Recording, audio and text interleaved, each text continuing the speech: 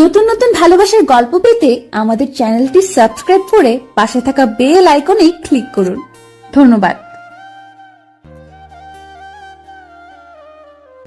Graduation শেষ করে সবেমাত্র বাবার ব্যবসায় মনোনিবেশ করেছি। সারাদিন যন্ত্রণা সহ্য করে ফিরে দেখি আম্মু টিভির সামনে মনমরা হয়ে বসে আছে। বুঝলাম তুফান শুরুর আগের শান্তি। কি হয়েছে আম্মু? কি আর হবে? চুপ করে আছো কেন?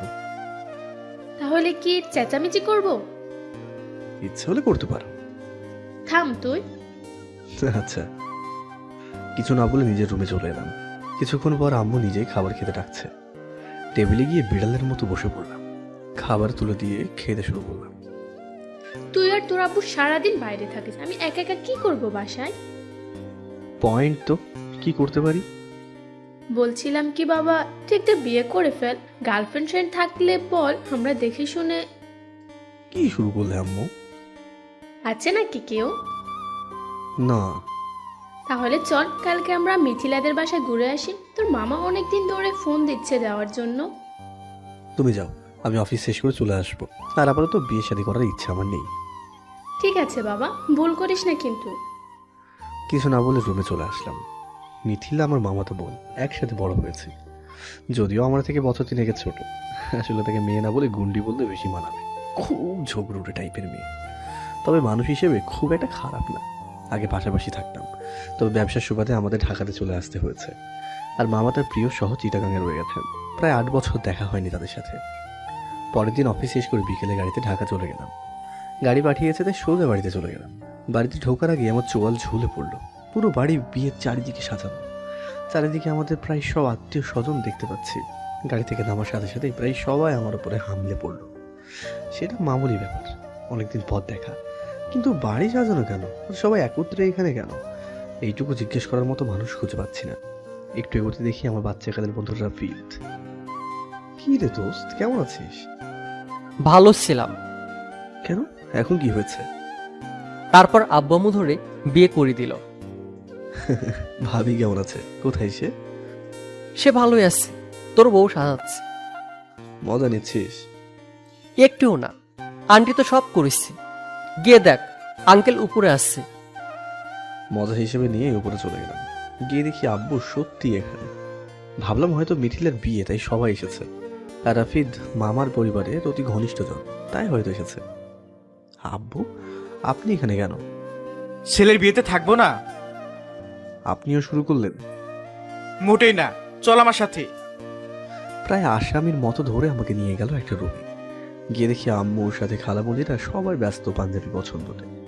আমাকে দেখে মনে হয় আকাশের চাঁদ হাতে পেয়েছে। আম্মু কিছু না বলে মিটমিট করে হাসছে।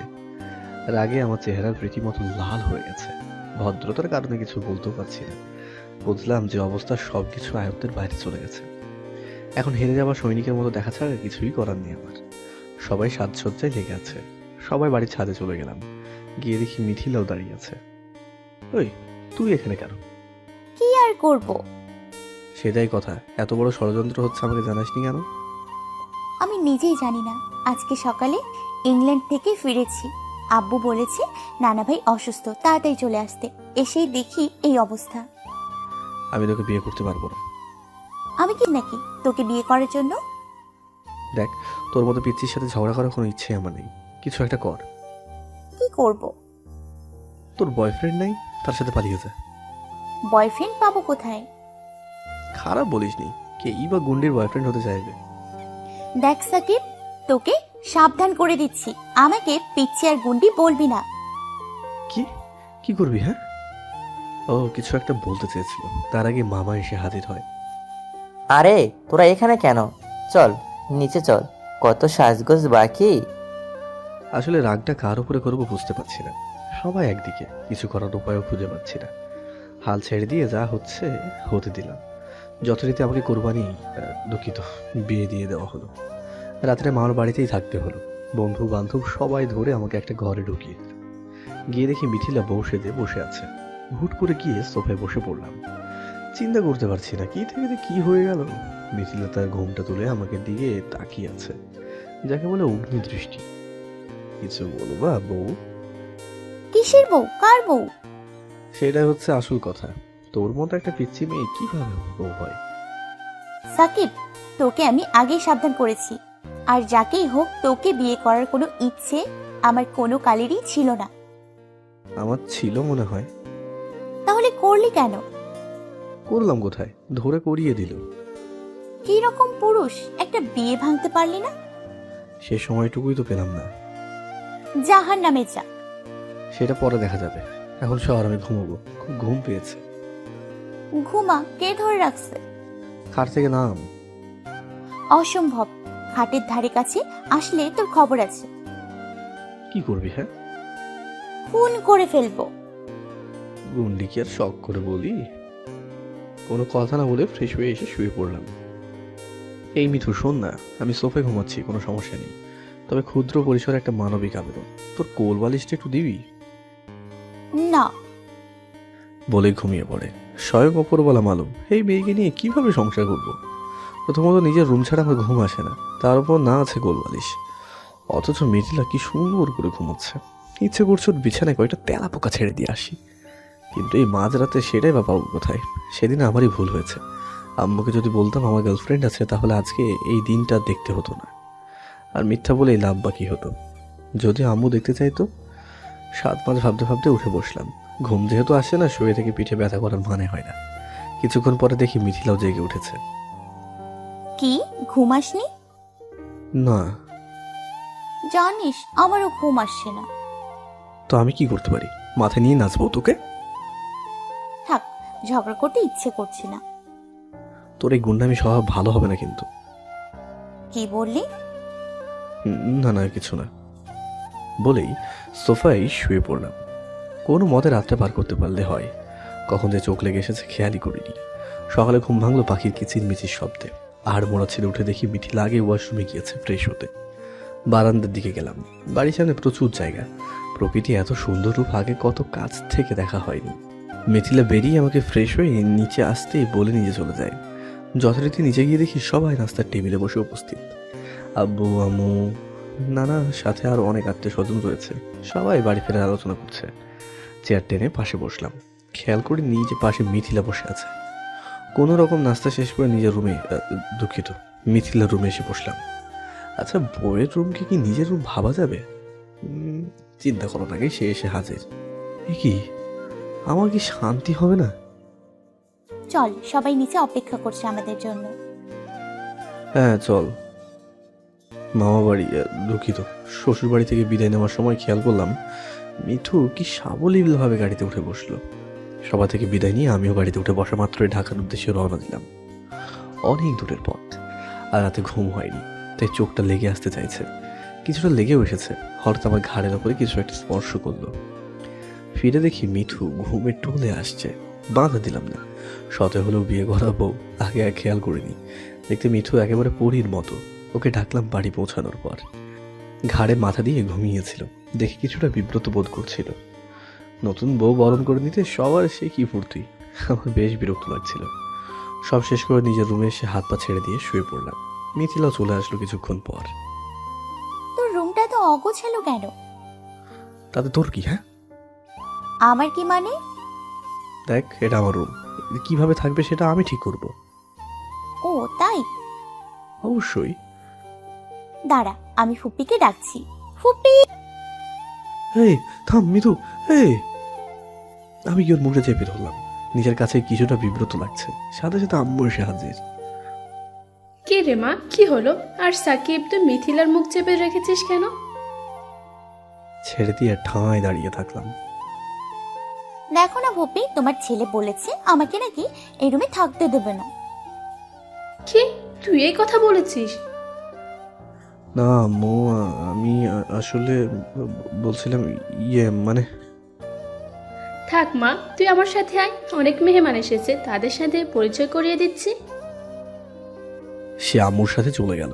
আমি নিজের বিছানায় টান টান হয়ে শুয়ে একখানা গল্পের বই হাতে নিয়ে পড়তে লাগলাম। কিছুক্ষণ পর বন্ধুদের সাথে আড্ডা দিতে গেলাম। রাতে খাবার শেষ করে নিজের রুমে এসে দেখি মিথিলা খুব সুন্দর করে রুম গুছিয়ে ফেলেছে। বিছানায় শুতে যাব তখন ঘটল এক বিপত্তি। এই থাম থাম, কি হয়েছে? আমি বিছানায় ঘুমাবো। তাই নাকি? ঘরটা কার? ফুপিকে ডাকবো? অবশ্যই। তুই না কত ভালো ছিলি আগে, এখন এমন করছিস কেন? এত কিছু বুঝি না, খাটে আমি ঘুমাচ্ছি, শুভরাত্রি বলেই শুয়ে পড়লাম। অসহায় হয়ে সে পাশে দাঁড়িয়ে থাকলো। এই সাকিব, শোন না, বল। তোর রুমে টেডি বিয়ার নেই? কি? এই জিনিস আমি কোথায় পাবো? আমি টেডি বিয়ার ছাড়া ঘুমোতে পারি না, অন্তত তোর কোল বালিশটা দে না। গতকাল দিয়েছিলি। প্লিজ দে না। এক কাজ কর, চাইলে বেড শেয়ার করতে পারিস। ও কিছু একটা ভাবলো, ভাবনা শেষে পাশে এসে শুয়ে পড়লো। কিন্তু লাইট অফ করতে পারবি না। লাইট অফ করে কি তোর হাতে শহীদ হবো? কি বললি তুই? কিছু না তো, ঘুমা। এক পাশে ও, আরেক পাশে আমি, মাঝখানে কোল বালিশ। মোটামুটি শীত পড়তে শুরু করেছে, শেষ রাতে বেশ ঠান্ডা পড়ে, তাই কম্বল গায়ে দিয়ে শুয়ে পড়লাম। হঠাৎ ঘুমটা ভেঙে গেল, বেশ ঠান্ডা লাগছে। উঠে দেখি পুরো কম্বল মহারানী একা দখল করে বসে আছে। ওর গায়ে টাচ করবো, সে সাহসও পাচ্ছি না। ওকে ডাক দেওয়ার সিদ্ধান্ত নিলাম। মিথিলা। আই মিঠু। কি হয়েছে, গরুর মতো চিল্লাচ্ছিস কেন? আমি গরু? গরুরও কিছুটা জ্ঞান আছে। কম্বল দে আমার। আমি কি করব তাহলে? কিভাবে বলবো? তুই এত কেয়ারলেস কেন? আমি কেয়ারলেস? নয়তো কি, বউয়ের জন্য একটু শীত সহ্য করতে পারবি না? বউ? তুই তাও আমার? বিয়েটা কেন করেছিলি? উফ, কিছু না বলে শুয়ে পড়লাম।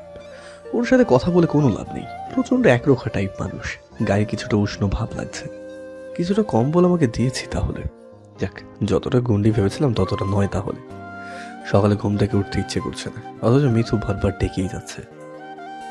এই সাকিব, সাকিব। হুম। ও, ওটা অনেক বেলা হয়ে গেল।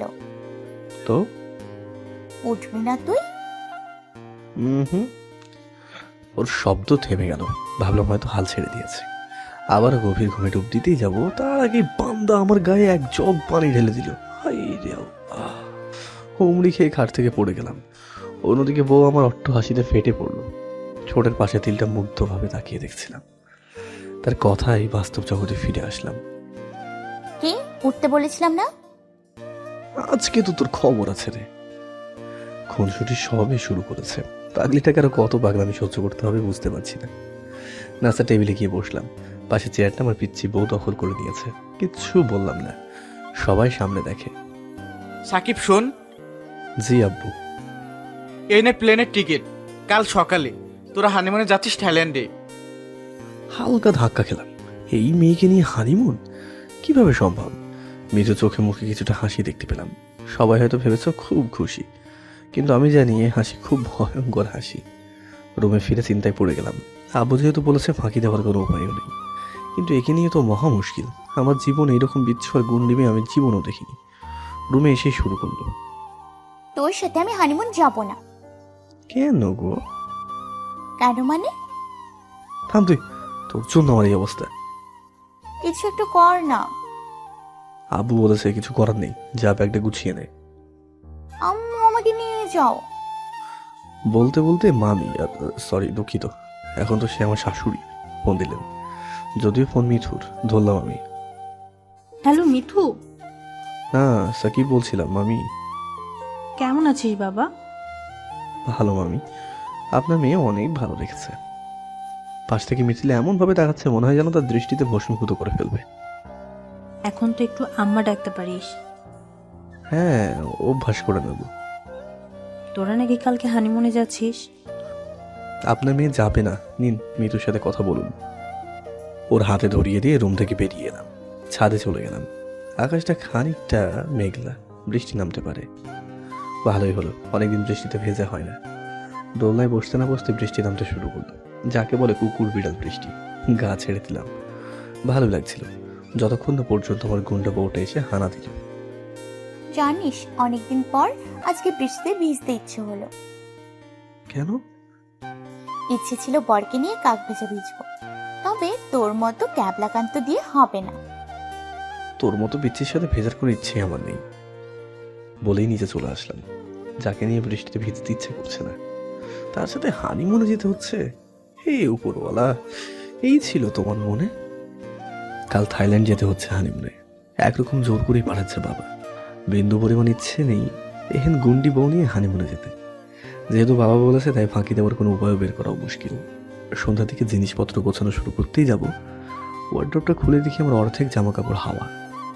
সেখানে বউ আমার সযত্নে নিজের শাড়ির দোকান বসিয়েছে। রাগে ফেটে পড়লাম। মিঠু, সমস্যা কি তোর? হ্যাঁ, আমার বাকি জামা কাপড়গুলো কোথায়? ফুপির কাছে দিয়ে এসছি। আমার ড্রয়ারে হাত দিয়েছিস কেন? তো তো মানে সাহস হলো কেমন করে? আমি না তোর বউ? বউ তো কি, হয়তো বুঝেছে রাগ করেছে, তাই কথা না বাড়িয়ে আম্মুর সাথে গিয়ে জামা কাপড়গুলো সুবোধ বালিকার মতো নিয়ে আসলো।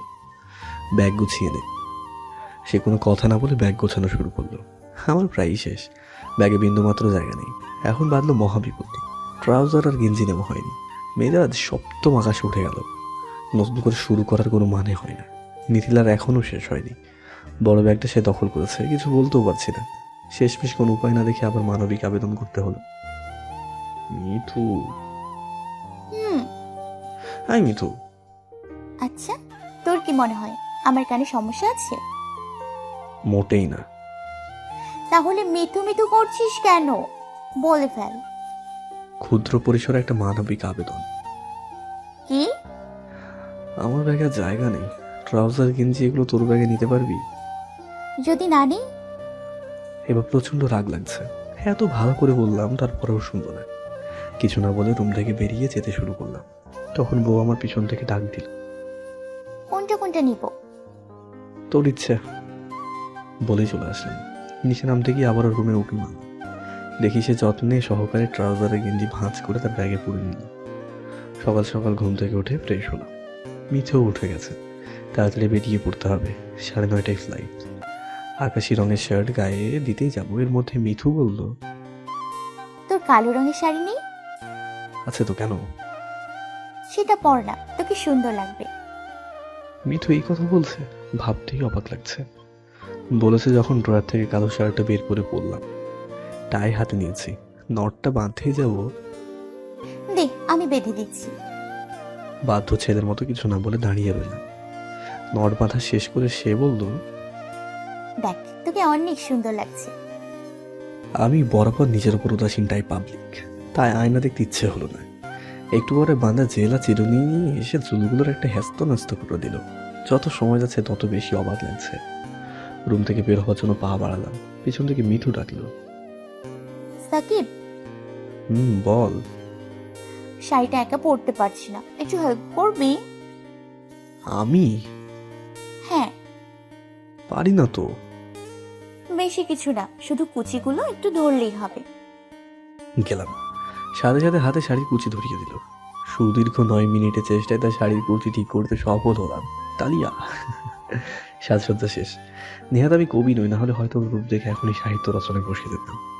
প্রথম লক্ষ্য করলাম ওর চোখে ভিন্ন রকম একটা মায়া আছে। আব্বা আম্মু দোয়া নিয়ে বেরিয়ে পড়লাম। এয়ারপোর্টে পৌঁছাতে পৌঁছাতে 8:30 বেজে গেল। গিয়ে শুনি ফ্লাইট ডিলে হবে 1 ঘন্টার মতো। কিছু করার নেই, ওয়েটিং রুমে বসে আছি। তখন মিঠু বলল, চল আইসক্রিম খেয়ে আসি। আমার তো ইচ্ছে করছে না। চল না। অনিচ্ছা সত্ত্বেও যেতে হলো। যেহেতু ফ্লাইট ডিলে হবে, তাই এত সময় বসে থাকার মানে হয় না। তবে একটু রাগী হলো, মিথুর মধ্যে বাচ্চা আমি অভ্যাসগুলো এখনো রয়ে গেছে। দেখতে দেখতে ডিপার্চার টাইম হয়ে আসলো। থাই এয়ারওয়েজের ফার্স্ট ক্লাস টিকিট। দীর্ঘযাত্রা শেষে গিয়ে নামলাম থাই এয়ারপোর্টে, যেখান থেকে ট্যাক্সি যোগে সোজা কেন্ট্রা গার্ডেন বিচ রিসর্টে উঠলাম। অসাধারণ জায়গা। রিসর্টের সামনে বিশাল এক সুইমিং পুল, আর একটু সামনে বিচ, তারপর সুবিশাল সমুদ্র। সন্ধ্যা ঘনিয়ে এসেছে। প্রকৃতিও যেন তার রূপ আরো বেশি করে ঢেলে সাজিয়ে নিচ্ছে। সারাদিনের জার্নিতে খুব ক্লান্ত লাগছে। মিথু এসে বিছানায় শুয়ে পড়েছে। সে খেয়াল করেনি জায়গাটা এত সুন্দর। শাওয়ার নিয়ে বাইরে এসে দেখি মিথু বারান্দায় দাঁড়িয়ে আছে। যা, ফ্রেশ হয়ে নে। হ্যাঁ যাচ্ছি, আসুন তুই রেডি হয়ে নে, বেঁচে যাব। আমার খুব ক্লান্ত লাগছে। কোনো কথা বলবি না। চুপসে গেলাম। পাগলিটা যেহেতু বাইরে ধরেছে, কিছু করার নেই। বিচে হাঁটছি, পাশে মিথিলা। একটু এগিয়ে সমুদ্রের পানিতে পা ভিজিয়ে দিলাম। সামনে বসার জায়গা, গিয়ে বসলাম। আলো আঁধারের অসাধারণ খেলা চলছে, বেশ লাগছে দেখতে। হঠাৎ বউ আমার বলে উঠলো, জানিস অনেক দিনের ইচ্ছে অ্যালকোহল খাবো, কখনো সাহসে ওঠেনি, নিয়ে আসবি? এখনই খাবি? হুম। মুখ ফুটে বলেছে আনতে গেলাম। আমার এইসবের উপর কোনো নেশা নেই, তাই নিজের জন্য একটা ফ্রুট জুস নিলাম। ওর কাছে ফিরে গ্লাসটা হাতে দিয়ে আবারও পাশে বসলাম। খেয়াল করলাম মিথিলা ঘাড়ে মাথা রেখে চুপ করে বসে আছে। নিজের কাছে একটু বিব্রত বোধ হচ্ছে। আশেপাশে লোকজন কমে আসছে, রাতও হয়ে এলো, উঠতে হবে। মিথিলা ঘুমিয়ে গেছে, ডাকবো কি ডাকবো না বুঝতে পারছি না। কিন্তু এভাবে তো বসে রাত কাটিয়ে দেওয়া সম্ভব না। ডাক দিতে গিয়ে থমকে গেলাম। সিদ্ধান্ত নিলাম কোলে করে রিসর্টে নিয়ে যাব। উপায় না পেয়ে তাই করতে বাধ্য হলাম। কোলে তুলে নিলাম ওকে, হাঁটতে শুরু করলাম রিসর্টের দিকে। আমার গলা জড়িয়ে ধরেছে। এই তো মহা মুসিবত। যে মেয়ে আমার সাথে ঝগড়া না করে পেটের ভাত হজম হয় না, সে ড্রিঙ্কস করে গলা ধরেছে। ঘুমে না থাকলে হয়তো আমাকে গলা টিপেই মেরে ফেলতো। রুমে ফিরে খাটে শুইয়ে দিলাম। গুটি সুটি শুয়ে পড়লো। পাতলা একটা চাদর ওর গায়ে টেনে দিলাম। মুখের ওপরে কিছু চুল উড়ে এসেছে, সরিয়ে দিলাম। অন্য পাশ ফিরল। আমি আর কি করবো, সোফায় একটা বই নিয়ে শুয়ে পড়লাম। কখন যে ঘুমিয়ে পড়েছি মনে নেই। সকালে ঘুম ভাঙলো মিঠুর গলা চিল্লা পাল্লা শুনতে। এই সাকিব সাকিব, উঠবি নাকি পানি থেরাপি দিতে হবে? চোখ ঢলতে ঢলতে উঠলাম। কি হয়েছে? চল সমুদ্রে যাব।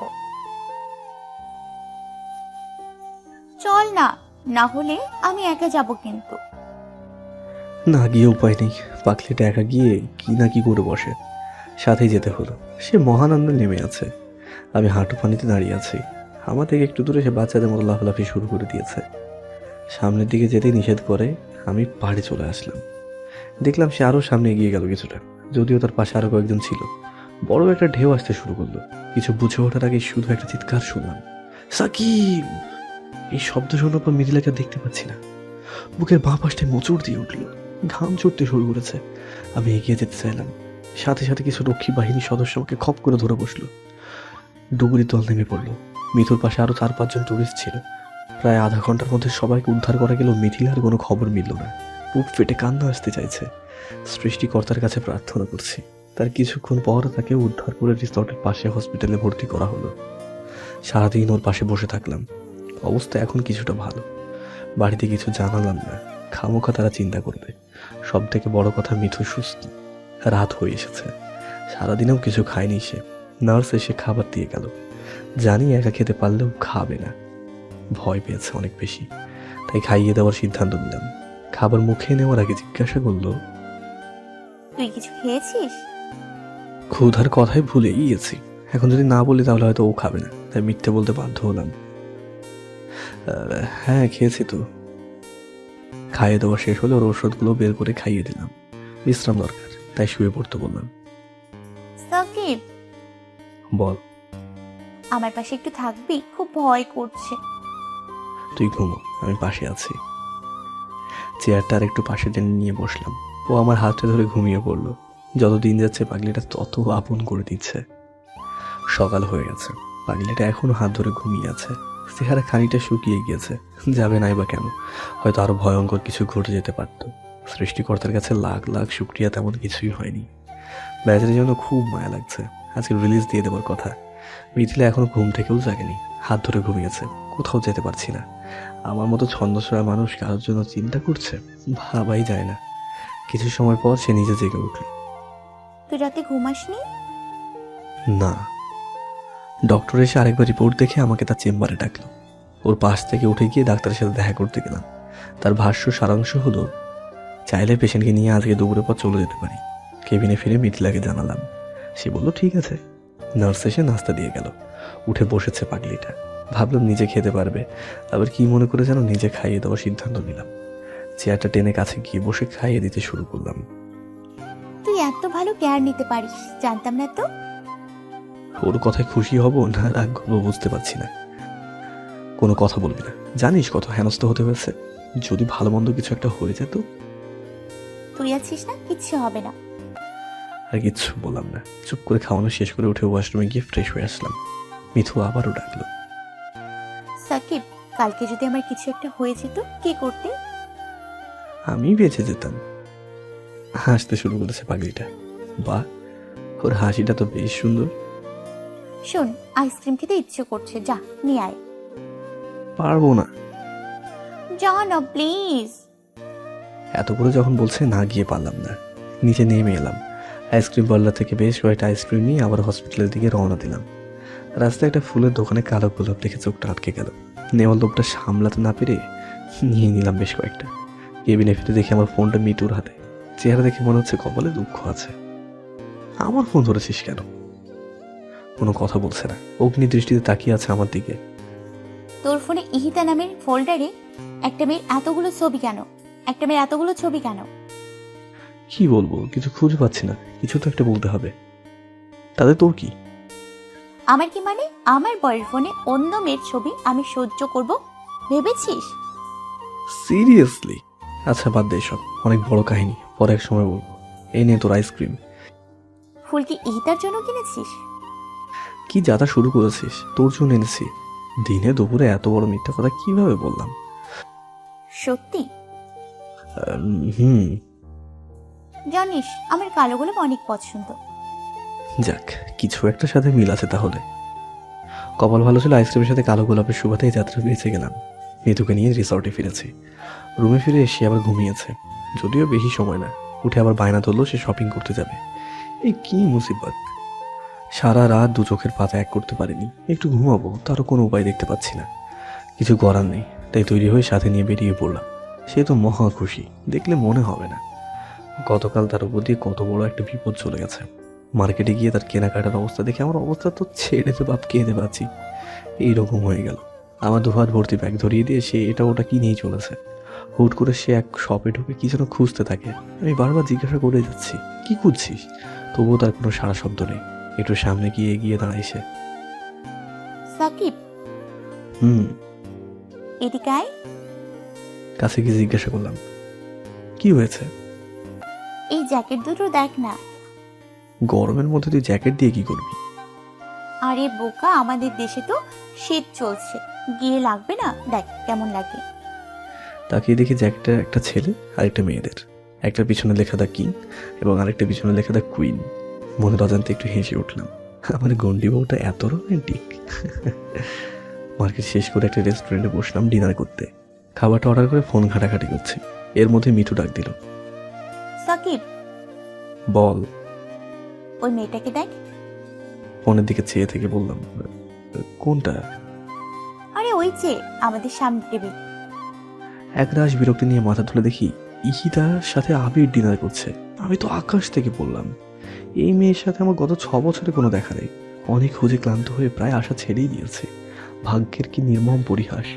মিঠুর কথায় বাস্তবে ফিরে আসলাম। ওই মেয়ের ছবি তোর ফোনে আমি দেখেছি। এড়িয়ে যেতে চেষ্টা করলাম। আরে না, তুই অন্য মেয়ের ছবি দেখেছিস? না, এই মেয়ের ছবি দেখেছি, ওর নাম ইহিতা, ঠিক? হাল ছেড়ে দিয়ে বললাম, হ্যাঁ। এই মেয়ের সাথে তোর কি যেন একটা চক্কর ছিল একসময়, ঠিক? হ্যাঁ। তাহলে ফুপিকে জানাসনি কেন? সে এক ইতিহাস। তোর ইতিহাসের গুল্লি মারি। চল কথা বলে আসি। ইচ্ছে নেই। কি বললি? বলেছি ইচ্ছে করছে না। মিঠু কেন জানি আর জোর করলো না। খাবার চলে আসলো। কেন যেন মুডটা চেঞ্জ হয়ে গেল। কোনো রকম খাবারটা শেষ করে মিঠুকে নিয়ে রিসর্টে চলে আসলাম। রাত হয়ে গেছে অনেকটা। মিঠু ঘুমোচ্ছে। আমি একা বারান্দায় দাঁড়িয়ে আছি বিশাল জলরাশির দিকে। ভাবছি ইহিতার কথা। মনের অজান্তে চোখ দিয়ে এক ফোঁটা জল চিবুক বেয়ে গড়িয়ে পড়ল। হঠাৎ কে যেন কাঁধের উপরে হাত রাখলো। তাকিয়ে দেখি মিঠু। কখন যে ঘুম থেকে উঠে আমার কাছে চলে এসেছে খেয়ালই করিনি। মন খারাপ? অনেক ভালোবাসতি ইহিতাকে, তাই না? কিছু বললাম না। গিয়ে পাশাপাশি দুটো রকিং চেয়ারের একটাতে গায়েটা এলিয়ে দিলাম। মিঠু পাশের চেয়ারটাতে এসে বলল, এই সাকিব, বল। কি হয়েছিল ওর সাথে? বাদ দে, ওর বিয়ের কথা বলতে ভালো লাগে না। আচ্ছা চল, ঘুমাবি না? গতকাল ঘুমাসনি একটুকু।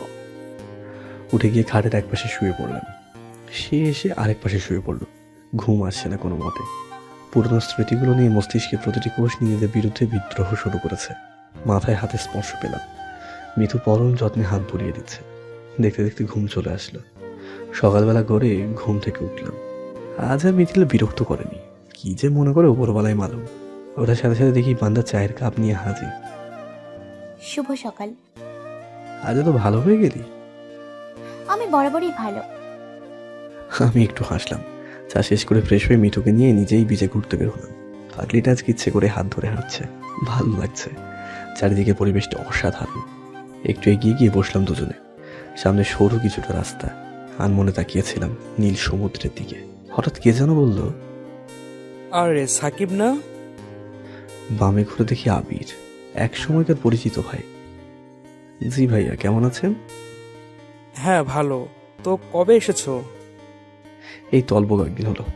আপনি কি এইখানে আছেন? হ্যাঁ, আসলে দেশে যাওয়া হয় না অনেক দিন, তাই তোমার সাথে কোনো যোগাযোগ ছিল না। ও ভাইয়া, পরিচয় করে দিই।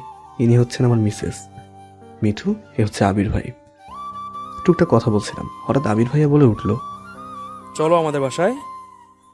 কথা শেষ করার আগে কোথা থেকে যেন মিম চলে আসলো। এই আবির, সাকিব কেমন আছিস? আবিরের একটা কল আসে, সে একটু পাশে গিয়ে কথা বলতে থাকে। যেভাবে দেখতে চেয়েছিলি। চুপ করে যায় মিম, নীরবতা ভাঙে মিঠু। আপনি মিম আপু তাই না? মৃদু হেসে উত্তর দেয় সে। হ্যাঁ। আপনার কথা আমাকে বলেনি এই ফাজিলটা, আমি ওর ফোন থেকে বের করেছি। মিঠু একটা বিজয়ী হাসি দিয়ে থেমে গেল। আমি কোনো কথা না বলে চুপ করে থাকলাম। মিম আবারও বলল, তো বিয়ে করলি কবে? এই তো কিছুদিন। কথা বলতে ইচ্ছে করছে না, গলাটা কেঁপে উঠছে। এরই মধ্যে আবির ভাইয়ের কথা শেষ হয়ে যায়। তাকে একটু ব্যস্ত মনে হলো। বাসার ঠিকানা দিয়ে মিমকে নিয়ে চলে যায়। আমি মিঠুকে নিয়ে রওনা দিলাম রিসর্টের দিকে। আসার সময় তাকে জিজ্ঞাসা করেছিলাম, মিঠু, আমাদের গল্পটা চাইলে অন্যরকম হতে পারতো, তাই না? বউ আমার একটু মুচকি হাসলো শুধু। গত 3 দিনের ঘটনার পর নিজের কাছে কিছুটা বিব্রত লাগছে। কখনো ভাবিনি মিমের সাথে আবারও দেখা হতে পারে। রাতে ভালো ঘুম হয়নি, ঘুমাতে হবে। বিছানায় টান টান হয়ে শুয়ে পড়লাম। মেথু রেডি হয়ে কোথাও যেন বের হবে সেই আয়োজন করছে।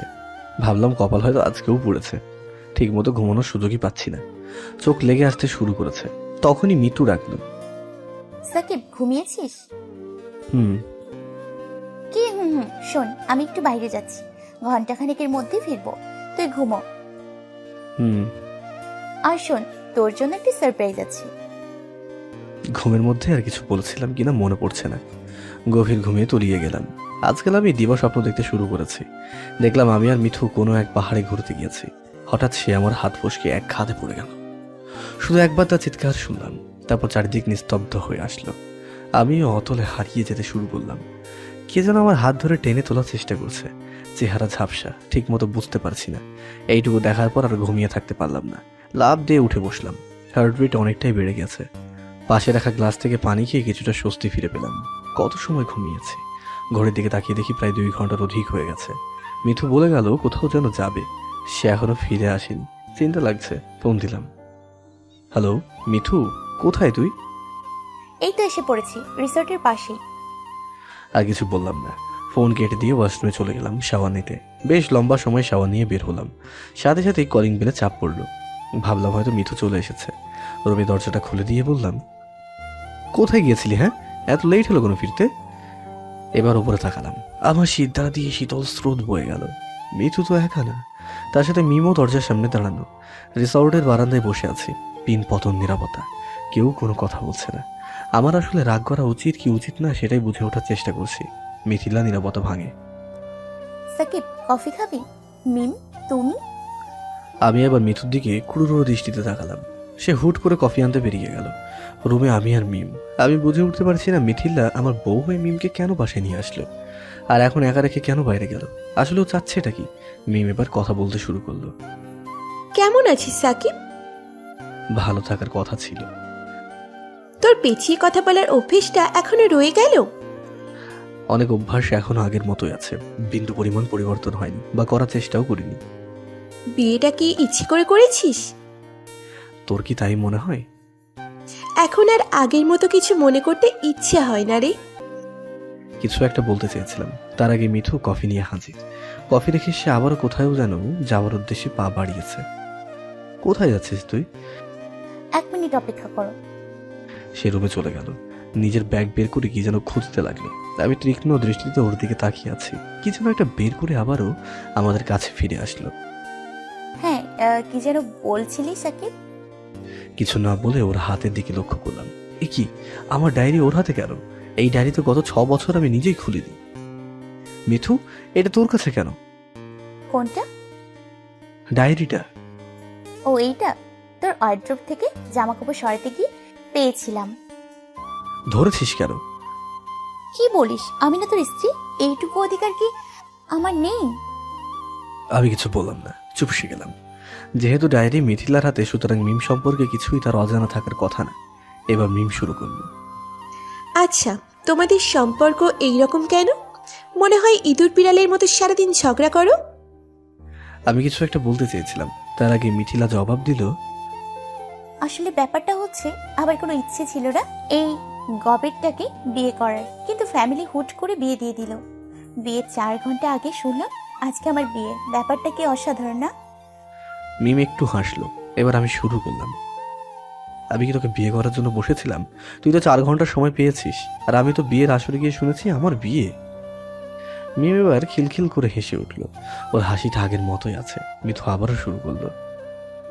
আচ্ছা বাদ দে, ডায়েরিতে তুই 11 পৃষ্ঠার পর আর কিছু লিখিসনি কেন? চুপ করে থাকলাম। আসলে আমি কখনো চাইনি এই ডায়েরি কারো হাতে পৌঁছাক। আর পড়া তো দূরে থাক, মিতুর কথার ভাবে যা বোঝা যাচ্ছে, সে শুধু ডায়েরি পড়েনি, সকল কাহিনী আদি অন্ত সবই বুঝে ফেলেছে। আর সেই সুবাদে আজকে মিম আবারও সামনে হাজির। কি দরকার ছিল সেদিন রেস্টুরেন্টে ডিনার করা? কি দরকার ছিল আবির ভাইয়ের সাথে পরের দিন দেখা হওয়া? দেখা হলো ভালো, বাসার ঠিকানা কেন দিল? আর আমিও বা কেন সেটা মিথুর কাছে রেখে দিলাম? কথাগুলো মনে পড়লে নিজের মাথা দেওয়ালের সাথে ঠুকতে ইচ্ছে হচ্ছে। মিথুর কথায় আবারও বাস্তবে ফিরে আসলাম।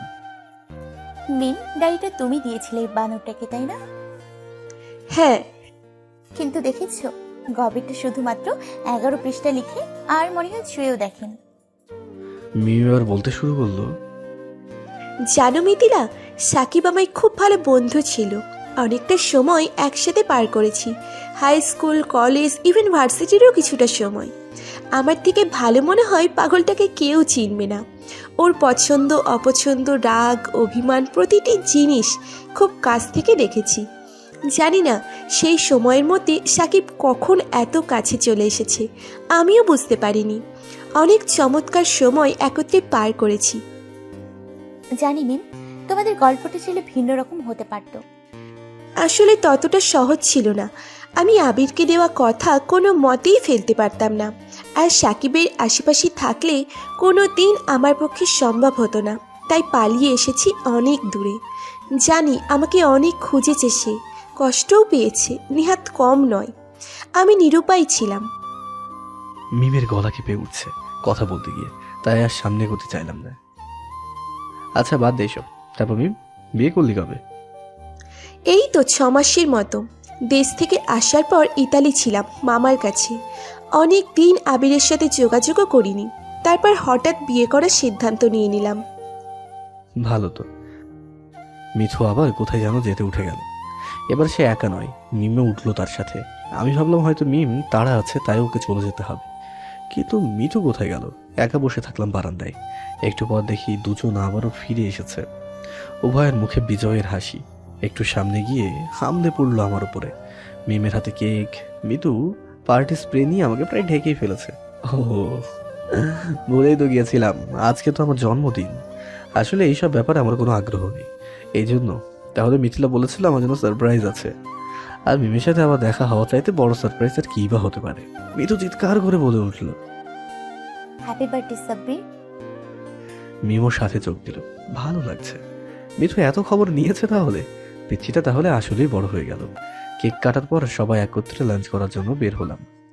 লাঞ্চ শেষ করে অনেকটা সময় পিছে খুললাম। বিকেল গড়িয়ে গোধূলি হয়ে এসেছে। রিসর্টে ফিরলামও একসাথে। এবার মিমকে যেতে হবে। অনেক কথা বলা ছিল তাকে, তবে কেন জানি আর ইচ্ছে করলো না। উঠে দাঁড়িয়েছে সে। সাকিব, একটা কথা রাখবি? কি? ডায়েরিটা আমাকে দিবি? আমি মৃদু হাসলাম। যার জিনিস তার কাছে থাকা ভালো। মেথুর কাছ থেকে ডায়েরি নিয়ে তাকে ফিরিয়ে দিলাম। কেন যেন চোখটা ভিজে আসতে চাইছে বড্ড জোর করে। বুকের বাঁ পাশটায় চিনচিনে ব্যথা অনুভব হচ্ছে। আর কথা না বলে মিম পা বাড়ালো চলে যাবার জন্য। যাবার আগে মিথিলাকে শুধু একটা কথা বলে গিয়েছিল। পাগলটাকে আগলে রেখো। আমি বারান্দায় গিয়ে দাঁড়ালাম। রিসর্টের সামনে সরু রাস্তা দিয়ে হেঁটে যাচ্ছে মিম। বাতাসে তার চুলগুলো উঠছে। হয়তো এই শেষবার, আর কোনোদিন দেখা হবে না তার সাথে। সর্বশেষ স্মৃতিটুকু ফিরিয়ে দিলাম। মিথিলা খুব কাছে এসে দাঁড়ালো। একটু হাসি দিয়ে বললাম, কিছু ভালোবাসার সমাপ্তি অপূর্ণ থেকে যায়, তাই না? হ্যাঁ, তবে সেটুকু পূর্ণ করার জন্য আমি রয়েছি। রাত হয়ে এসেছে।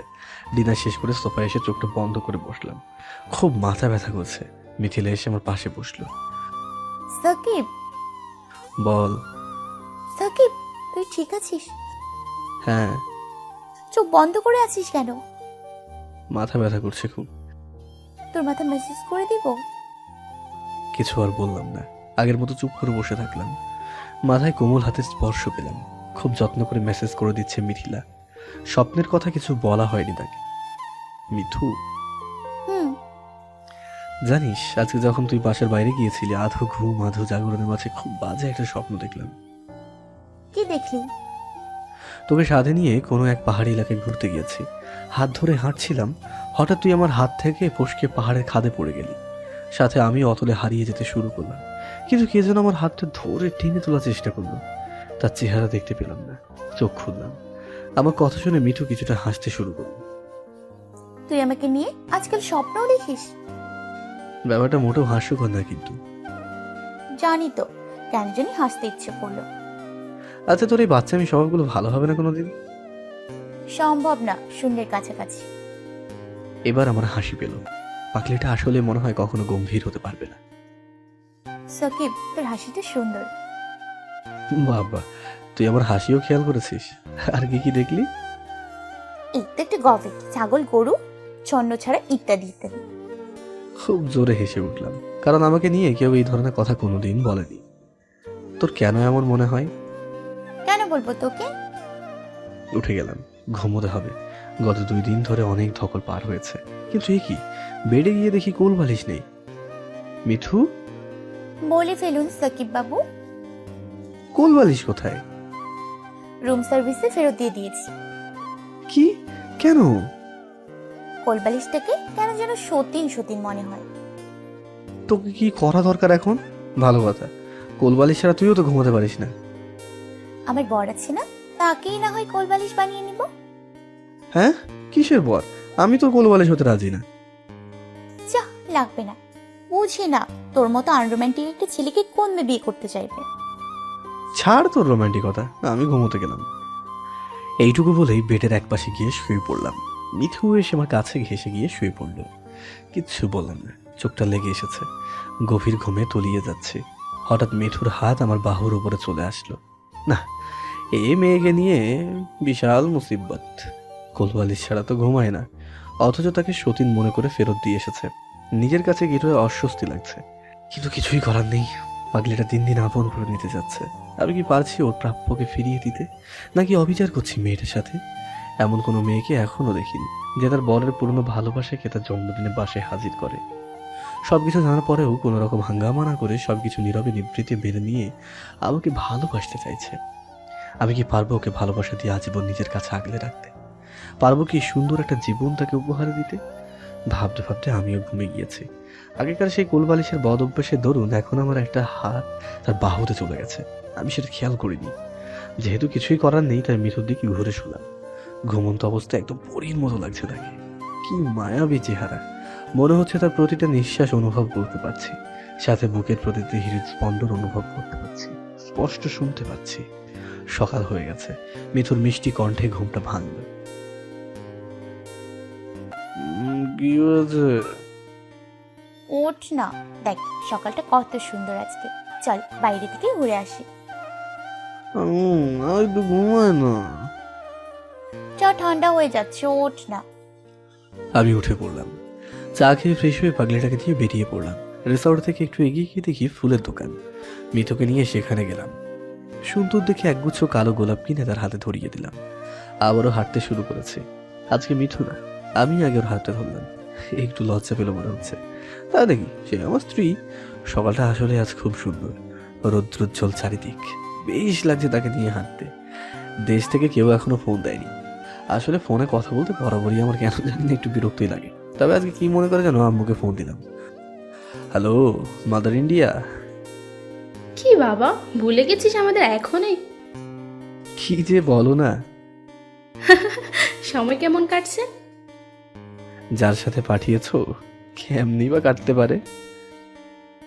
মিঠু পাশ থেকে অগ্নি দৃষ্টিতে তাকালো আমার দিকে কথা বলার পর। মিঠু কোথায়? এই তো পাশে আছে। দে তো, মেয়েটার সাথে ভালোভাবে কথা বলতে পারলাম না। ফোনটা মিঠুর কাছে দিলাম, তাও আবার লাউড স্পিকারে। আসসালামু আলাইকুম ফুপি। ওয়ালাইকুম আসসালাম মা, কেমন আছিস? ভালো ফুপি, আপনারা কেমন আছেন? ভালো মা, তোদের ছাড়া বাড়িতে শূন্য শূন্য লাগছে। আমার খুব খারাপ লাগছে। তাড়াতাড়ি চলে আয় তো, আর পাগলটার দিকে খেয়াল রাখিস। ঠিক আছে ফুপি। বলেই ফোনটা রেখে দেয়।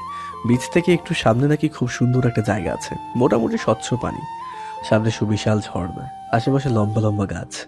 বউটা নিয়ে চলে গেলাম সেখানে। পাশাপাশি বসেছি দুজন। চারিদিকের পরিবেশ দেখে হঠাৎ মাথায় খুব বুদ্ধি চাপলো। এখানকার পানির গভীরতাটা অনেক বেশি। ভাবলাম মিঠুকে একটু ভয় দেখানো যাক। ওর পাশ থেকে উঠে বোটের একদম সামনে চলে গেলাম। কোথায় যাচ্ছিস? এখানেই। কি হলো আবার? শরীরটা ভালো লাগছে না। একদম সামনে গিয়ে মাথা ঘুরে পানিতে পড়ে যাওয়ার ভান করলাম। পরে সাথে সাথে ওখান থেকে একটু দূরে শান্তিতে চলে আসলাম। মিঠু দৌড়ে এসে আমাকে দেখতে না পেয়ে চিৎকার করে দিল, সাথে কান্নাও জুড়ে দিল। মুখে বেদনার ছাপ স্পষ্ট খেয়াল করলাম। বাচ্চা মেয়েদের মতো করে কাঁদছে আর আমার নাম ধরে রাখছে। বোর্ডের ক্রু অনেকে ঝাঁপিয়ে পড়েছে আমাকে উদ্ধার করতে। না, এবার একটু বেশি বেশি হয়ে যাচ্ছে। সাঁতরের কাছে চলে গেলাম। মিঠু যে রেলিং ধরে দাঁড়ালো, ঠিক সেখানে গিয়ে উঠলাম। কি হয়েছে আমার পাগলি বউটা? সাকিব বলেই আবারও কাঁদতে শুরু করেছে। উপরে উঠে আসলাম। একটু মজা করছিলাম। জানিস না আমি কলেজে থাকতে সুইমিং চ্যাম্পিয়ন ছিলাম। কিছু না বলে মিঠু আমাকে জড়িয়ে ধরলো। পাগলিটা এখনো কেঁদেই যাচ্ছে। এই মিঠু, কোনো কথা বলবি না। ভয় পেয়েছিস? বুঝলাম, অনেক বেশি ভয় পেয়েছে। তাই ওকে বুকে আগলে রেখে আরো অনেকটা সময় ঘুরে সন্ধ্যার পরে রিসর্টের দিকে রওনা দিলাম। আস্তে আস্তে রাত হয়ে গেল, তাই একেবারে ডিনার করে রুমে আসলাম। মিতুর মনটা মনে হয় এখনো খারাপ হয়ে আছে তখনকার কাজটার জন্য। আসলে এমন ফাজলামো করা উচিত হয়নি। ওর খুব কাছে গিয়ে বসলাম। আচ্ছা, তখন যদি আমার কিছু হয়ে যেত? মিতু ক্রূর দৃষ্টিতে আমার দিকে কিছুক্ষণ তাকিয়ে থাকলো। তারপর আমার শার্টের কলা ধরে টান দিয়ে খুব কাছে নিয়ে নিল। পরম ভালোবাসায় আলিঙ্গন করে নিল। গত রাত্রে স্বপ্নের মতো ছিল।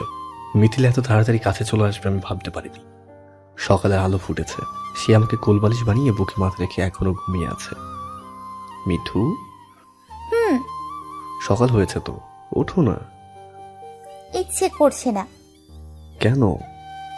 জানি না। আর শোন, তুই দেশে ফিরে জিমের ধারে কাছেও যাবি না। কি? কেন? আমি রান্না করব, তুই খেয়ে দে কুমড়ো পটাশ হয়ে যাবি। তারপর তোকে আমি কোল বালিশের সাথে মাথার বালিশ বানিয়ে ঘুমোবো। সবাই চায় তার বরের ফিটনেস থাকুক, আর তুই চাস কুমড়ো পটাশ হই? এই উপরওয়ালা, কি বল দিস এইসব? কেন গো, তুমি কি ফিট থেকে অন্য মেয়েদের সাথে ফ্লার্টিং করবে? করলে কি বিশেষ সমস্যা আছে? অন্য কারোর সাথে যদি দেখেছি না, ঘুষি মেরে তো নাক ফাটিয়ে ফেলবো। তুই আসলেই আমার পিচ্ছি বউ। মেয়েটি কিছু না বলে আমাকে আরেকটু জড়িয়ে ধরল। অনেকটা বেলা হয়ে গেছে, এখন না উঠলে হচ্ছে না। চা পর্যন্ত খাওয়া হয়নি, তাই উঠে পড়লাম। মিঠু এখনো বেডে শুয়ে আছে। আমি গিয়ে ফ্রেশ হয়ে বের হয়ে দেখি সে ওঠার নামই নিচ্ছে না। ওদিকে তার ফোনটা বেজেই যাচ্ছে। মিঠু, তোর ফোন। ধরে দেখ তো কে। ওর ফোনটা হাতে নিয়ে দেখি আমার শাশুড়ি ফোন দিয়েছে। হ্যালো মিঠু, নাম আমি সাকিব। কেমন আছিস বাবা? ভালো, আপনারা? এই তো আছি। কেমন কাটছে দিন? ভালো। আপনার মেয়ের যন্ত্রণায় তো শেষ হয়ে যাচ্ছে। কেন বাবা, কি হয়েছে? ওর বাচ্চা আমার স্বভাবগুলোর জন্য। ও তো এমনই। পাগলিটা কোথায়? এখনো ঘুমাচ্ছে। মিতুকে জোর করে উঠিয়ে বসালাম। ফোনটা ওর কানের কাছে ধরলাম। কিরে মা, কেমন আছিস? ভালো মা, তোমরা? ভালো আছি। দেশে ফিরবি কবে তোরা? খুব তাড়াতাড়ি। কেমন লাগছে জায়গাটা? খুব ভালো। তবে তোমাদের সাকিব সেদিন কি করেছে জানো? কি করেছে? সে হেরেছে রে। এই কথা যদি তারা শোনে, কপালে দুঃখ আছে শিওর, তাতে বিন্দুমাত্র সন্দেহ নেই। তাই ফোনটা কাছ থেকে নিয়ে, মামি, আপনার মেয়ে এখনো বিছানা থেকে ওঠেনি। কি বলছে না বলছে তার কোনো ঠিক নেই। আচ্ছা, পরে ফোন দেবো বলেই রেখে দিলাম। মিঠু, তুই এই কথা মামিকে বলতে যাচ্ছিলি কেন? তোর কি করবো? আমি দেশে ফিরে ফুপিকে বলবো। পাগল হয়েছিস? যা বলিস তুই তো শাশুড়িকে। এখন ওঠ, ঘুরে আসি। ঠেলে তাকে ওয়াশরুমে ফ্রেশ হতে পাঠালাম। সোফায় গিয়ে মাত্র বসেছি, তার মধ্যেই তার ডাক আসলো। সাকিব, কি হয়েছে আবার? আমার টাওয়ালটা দিয়ে যেত। না না, একে নিয়ে আর পারা যায় না। একটা কাজ যদি ঠিক মতো করতে পারতো। টাওয়াল নিয়ে তার কাছে গেলাম। এই নে তোর টাওয়াল। সে টাওয়াল সমেত আমাকেও ভিতরে টেনে নিল। অসাধারণ সময় কাটছে। কোনোদিন ভাবতে পারিনি আমার মতো ছন্দ ছাড়া মানুষের জীবনটা মুহূর্তের মধ্যেই পাল্টে যেতে পারে। তবে সবসময় ভয় হয়, কেন জানি না আমার কপালে সুখ নামক জিনিসটা বেশি দিন স্থায়ী হয় না। তবে মিঠু আসার পর থেকে সব কিছু ভালো হচ্ছে। ইহিতার সাথে দেখা, দুষ্টু মিষ্টি খুনসুটি আর নিঃস্বার্থ অনেকটা ভালোবাসা। আশা করি সে পারবে আমাকে নিজের মতো করে গুছিয়ে নিতে। সকালে আর বেড়ানো হলো না। তাই লাঞ্চ করে শেষে বিকেলে বিচ থেকে খানিকটা সামনে ঘুরতে বের হলাম। রাস্তা দিয়ে হাঁটছি, হঠাৎ ফোনটা বেজে উঠল। স্ক্রিনে তাকিয়ে দেখি অচেনা নাম্বার। প্রথমবার না ধরে পকেটে রেখে দিলাম। আবার একই নাম্বার থেকে ফোন আসলো। একরাশ বিরক্ত নিয়ে বললাম, হ্যালো। সাকিব বলছিলে? জি, কে বলছিলেন প্লিজ বলবেন? আর আমি তোমার আবির ভাইয়া। ও ভাইয়া, আপনি আমার নাম্বার কোথায় পেলেন? তোমাদের রিসোর্টে গিয়েছিলাম, দেখলাম তোমরা নেই, পরে রিসিপশন থেকে নিয়েছি। কোনো দরকার ভাইয়া? তোমরা কোথায় আছো এখন? একটু বাইরে এসেছিলাম তো। জায়গার নামটা বললাম। আবির ভাইয়া কিছুক্ষণ অপেক্ষা করতে বলল। পাশের একটি কফি শপে ঢুকে কফি অর্ডার করে তার জন্য অপেক্ষা করতে থাকলাম। একটু পরে সে গাড়ি নিয়ে হাজির, শপে আসলো। কি সাকিব, মিথিলা কেমন যাচ্ছে? আশা করি ভালোই চলছে সবকিছু। জি ভাইয়া, ভালো। হঠাৎ জরুরিভাবে ডাকলেন যে? আসলে আজকে ইহিতের জন্মদিন। এখানে তো ওর তেমন কোনো আত্মীয় স্বজন নেই, আর আমাদের বিয়ের পর এই প্রথম জন্মদিন। যদি একদম কেউই না থাকে হয়তো ওর খারাপ লাগবে, আর ব্যস্ততার কারণে আমি খুব বেশি সময় থাকতে পারি না ওর পাশে। তাই আমি চাচ্ছিলাম তুমি আর মিথিলা যদি আজকে আমাদের বাসায় আসতে, হয়তো ইহিতের ভালো লাগতো। তাই আসলে ভাইয়া, আমার কথা শেষ করার আগে মিঠু জবাব দিল, অবশ্যই। ভেবেছিলাম কোনোভাবে পাশ কাটিয়ে চলে যাব। আমি চাচ্ছিলাম না আবার ইহিতের সাথে আর কোনোদিন দেখা হোক। সবে মাত্র মিঠুকে আপন করতে শুরু করেছি। নিয়তি আমার সাথে কি খেলা শুরু করেছে আমি নিজেও জানি না। অনিচ্ছা শর্তেও যেতে হবে। আবির ভাইয়া তার গাড়িতে করে আমাদের সাথে নিয়ে তার বাসার দিকে রওনা দিল। আমার মুডটা পরিবর্তন হয়ে গেল। আবির ভাইয়া বলল বাসা বেশি দূরে নয়, তাই চুপ করে বসে থাকলাম। মিঠু আমার কানের কাছে মুখ এনে বলল, সাকিব, ইহিতার জন্য কিছু একটা নেওয়া দরকার না? কথা শেষ করার আগে সে আবির ভাইকে গাড়ি পার্ক করতে বলল। কারণ জানতে চাইলে বলল একটু দরকার আছে। গাড়ি থেকে নেমে সোজা গিফটের শপের দিকে হাঁটা ধরল। আমিও তার পিছন পিছন গেলাম। আবির ভাই আমাদের জন্য অপেক্ষা করতে থাকলো। এই সতীনের জন্য কি নেওয়া যায়? কি বললি? বললাম ইহিতার জন্য কি নেওয়া যায়? ওর ফেভারিট জিনিস কি ছিল? Teddy bear. মিঠু গিফট শপের একটা কর্নারে যেতে যেতে বলল, পেয়েছি। কি পেয়েছিস? দেখি ইয়া বড় সাইজের একটা টেডি বিয়ার। সাইজে আমার থেকেও বড় হবে। মিঠু এইটা নেবে বলেই বায়না ধরল। কি করব, পেমেন্ট করে বেরিয়ে পড়লাম।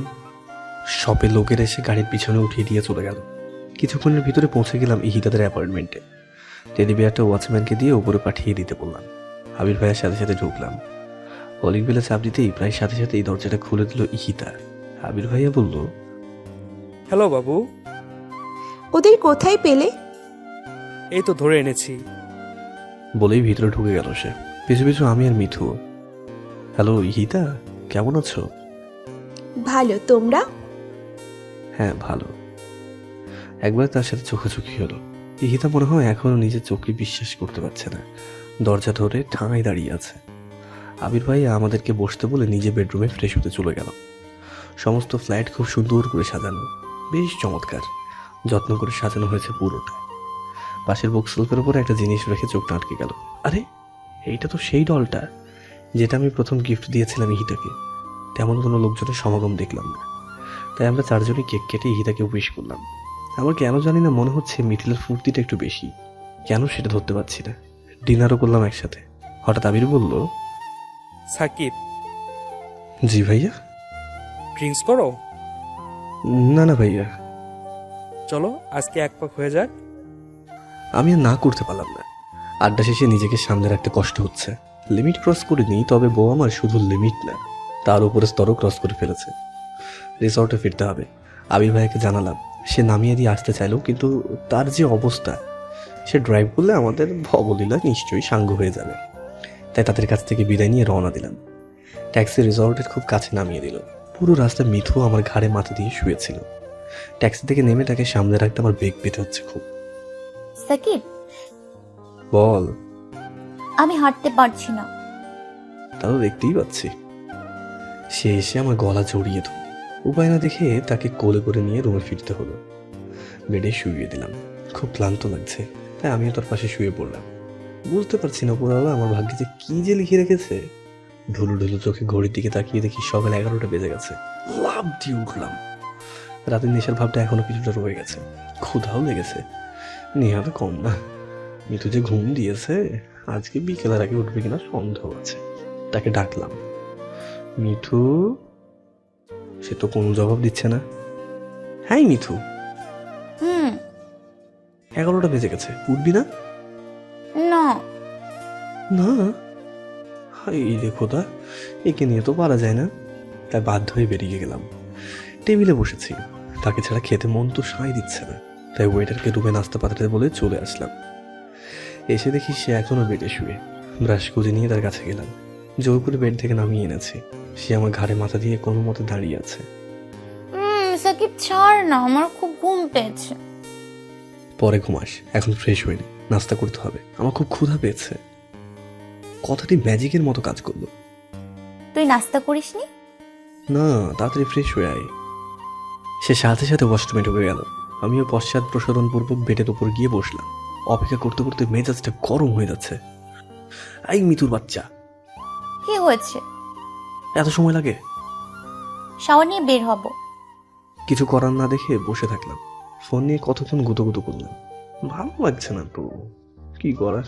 যাই, ভাবতে ভাবতে একখানা চিঠি লিখে বসতে গেলাম। কি যে লিখবো ভেবেই পাচ্ছি না। কিছু সময় পর মিঠু টাওয়ালটা পরে ভেজা চুলে ওয়াশরুম থেকে বের হলো। ওর চেহারা থেকে চোখটাই ফেরাতে পারছি না। আচ্ছা, কোনো মনীষী কি বলেছিল ভেজা চুলে মেয়েদের সব থেকে বেশি সুন্দর লাগে? মনে পড়ছে না তো। নিজেরই মনে হয় সাহিত্য রচনা শুরু করতে হবে এমন পিচ্ছি বউকে নিয়ে। এসে একদম আমার পাশে বসলো। ও চুল থেকে মন মাতানক সুঘ্রাণ আসতে শুরু করেছে। ওই, ওর কথা শুনে বাস্তবে ফিরে আসলাম। বল। নাস্তা খাবি না?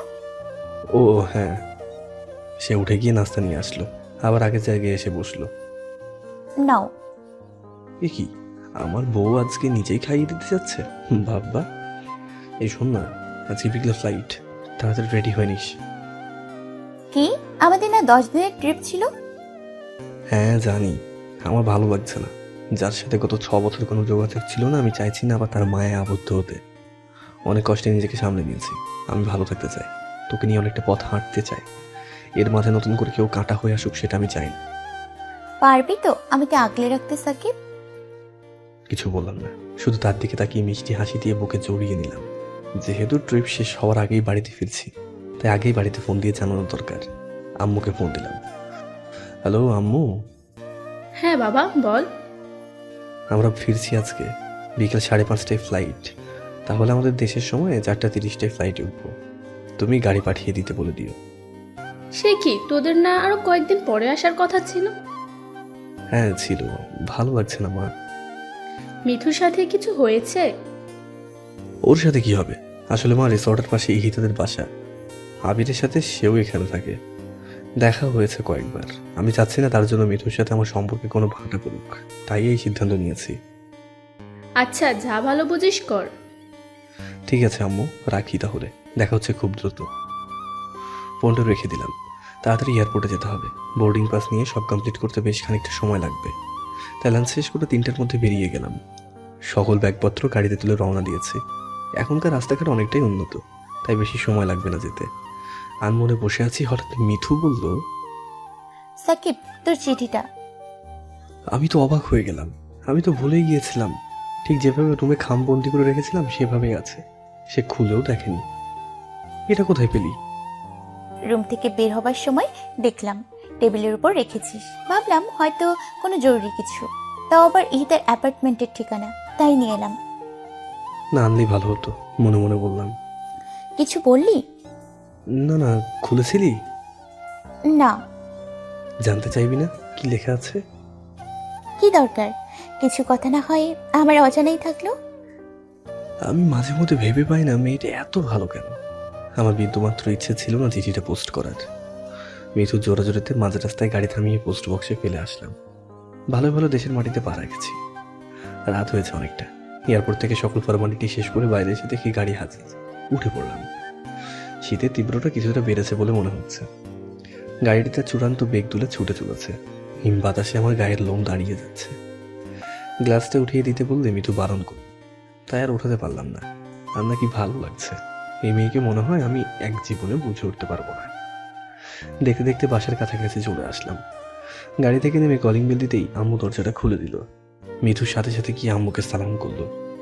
কোনো মেয়ে দেশের বাইরে থেকেও এত রীতিনীতি মানতে পারে, এর অভ্যাস না দেখলে হয়তো আমি জানতেও পারতাম না। আম্মু তাকে আদর করে দিল। আসলে তার ভালোবাসার কোনো কমতি হবে না, কারণ আমার পরিবারের আমিই একা সন্তান। আর ছোট থেকে মিঠুকে আম্মু খুব ভালোবাসতো। এখন আমায় ভয় হচ্ছে আম্মু আমাকে ভুলে না যায়। রুমে এসে ডিরেক্ট বিছানায় শুয়ে পড়েছি। কেন জানি না মনে হচ্ছে দুনিয়ার সকল ক্লান্তি আমার উপরে ভর করেছে। আর সব থেকে বড় কথা হচ্ছে মিঠুর সতীন দুঃখিত আমার গোলবালিশ 7 জন্ম পর কাছে পেয়েছি। মিঠু ঘরে এসে শুরু করলো, সাকিব, ভালোই ভালোই কোলবালিশ আমার কাছে দিয়ে দে। দিব না, কি করবি করবে। দেখতে চাস? সে গগন ফাটানো চিৎকার দিয়ে আম্মুকে ডাক দিল। ফুপি! আম্মা যেন আমার রকেটের গতিতে আমার রুমে এসে হাজির। কি মা, কি হলো তোদের? দেখো না ফুপি, তোমার ছেলে আমার জায়গায় কোলবালিশ দিয়ে রেখেছে। সাকিব, দে কোলবালিশ দে এক্ষুনি। আমার ভুল হয়েছে, আগে সরিয়ে রাখা উচিত ছিল। আম্মু যেহেতু বলেছে না করার কোনো উপায়ও দেখছি না। সুবোধ বালকের মতো দিয়ে দিলাম। হনহন করে আমার দ্বিতীয় বউখানা নিয়ে আম্মু চলে গেল। আর অন্যদিকে বউয়ের মুখে বিজয়ের হাসি দেখা যাচ্ছে। মেজাজ সপ্তম আকাশে উঠে গেল। কোনো রকম জামা কাপড় চেঞ্জ করে বিছানায় শুয়ে পড়লাম। কিছুক্ষণ পর মিঠু এসে পাশে শুয়ে পড়ল। ওগো! আরে রাখ তোর ওগো, আমায় কোলবালিশ এনে দিবি তুই। আমি আছি না? কথা শেষ করার আগে অন্যদিকে ঘুরলাম। সে আমার গেঞ্জি হাতা ধরে টানতে শুরু করে দিয়েছে। তুই এমন করলে আমি ঘুমাবো কি করে? এবার তার দিকে ফিরলাম। একটা দুষ্টু হাসি দিয়ে বাচ্চাদের মতো আমার বাহুতে শুয়ে পড়ল।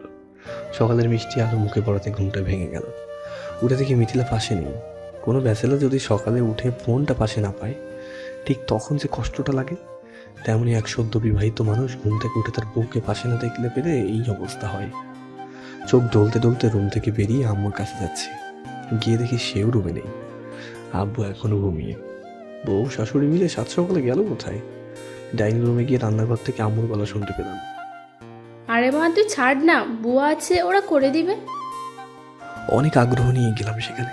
গিয়ে দেখি বউ আমার মহানন্দে রান্নার উৎসব বসিয়েছে, আর আম্মু পাশে বসে রয়েছে। রুমে ফিরলাম, ভালো আরো কিছুক্ষণ ঘুমানো যাক। যেই ভাবা সেই কাজ। আরাম করে শুয়ে পড়লাম। হুট করে কে যেন রুমে এসে এক জগ পানি আমার গায়ে ঢেলে দিল। আমি লাফ দিয়ে উঠলাম। দেখি বউ আমার ভুবন ভোলানো হাসি দিয়ে সামনে দাঁড়িয়ে রয়েছে। কি হ্যাঁ জানবো, নাস্তা খেতে হবে না? সেজন্য তুই গায়ে পানি ঢেলে দিবি? ফুপি তো বলেছিল তোর কান টেনে তুলতে, কিছুটা মায়া দেখিয়েছে। থাক, থ্যাঙ্কস দিতে হবে না। ক্রূর দৃষ্টিতে তার দিকে তাকিয়ে থাকলাম। উঠে নাস্তার টেবিলে চলে আয়, নাস্তা দিয়েছি। দিয়েছি মানে? রান্না তুই করেছিস? হ্যাঁ জনাব। হে উপরওয়ালা, মুখে দিতে পারলে হয়। কিছুটা রাগ নিয়ে বেরিয়ে গেল মিঠু। আমিও তার কিছুক্ষণ পর নাস্তার টেবিলে চলে গেলাম। আম্মু আব্বু সবাই হাজির। আমার সামনের চেয়ারে মিঠু মুখ গোমরা করে বসে আছে। শুভ সকাল। বাবা শুভ সকাল। নাস্তা খেতে শুরু করে তো আমি পুরোই অবাক। একদম আম্মুর মতো রান্না, অসাধারণ। কোনো কথা না বলে খাওয়া শেষ করে রুমে চলে আসলাম। আমার আগে মিঠু ফিরেছে। বারান্দায় গিয়ে একা মন মরা হয়ে বসে আছে। গিয়ে পিছ থেকে জড়িয়ে ধরলাম। কি হয়েছে তোমার? কিছু না, ছাড়। বলবি না? ভালো কথা, রান্নাটা কিন্তু খুব সুন্দর হয়েছিল। আমি তখন একটু মজা করছিলাম। সত্যি? তার কি পারে না তুমি? অনেকটা সময় একত্রে পার করেছি পাগলিটার সাথে, তাই জীবনটা রুটিন মাফিক হয়ে এসেছে। সকালে মিঠুর মিষ্টি কণ্ঠে ঘুম ভাঙে, নাস্তা করে অফিসে যাই, লাঞ্চ টাইম সময় পেলে বাসায় আসি, নইলে মিঠু নিজে খাবার নিয়ে অফিসে চলে যায়। সারাদিন যুদ্ধ শেষে ক্লান্ত পরিশ্রান্ত দেহ নিয়ে বাড়িতে ফিরতে হয়। কখনো ভাবতে পারি মিঠুর মতো একটা মেয়ে এত সংসারী হয়ে উঠবে। আম্মু তার হাতে সবকিছু বুঝিয়ে দিয়ে বিশ্রাম করছে, আর সেও এক হাতে আম্মুর দেখাশোনা দেখে শুরু করে আমার খেয়াল রাখা। সকল কিছু এক হাতে সামলাচ্ছে।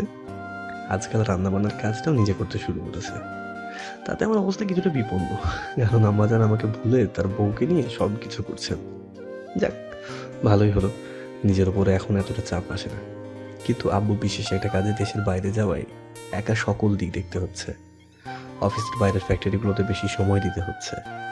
আজকে হুট করে অফিস থেকে বেরিয়ে গেছি। আমার খেয়াল নেই মিঠুকে ফোন দিয়ে বলে দেবো আজকে আর পাশে আসা হচ্ছে না।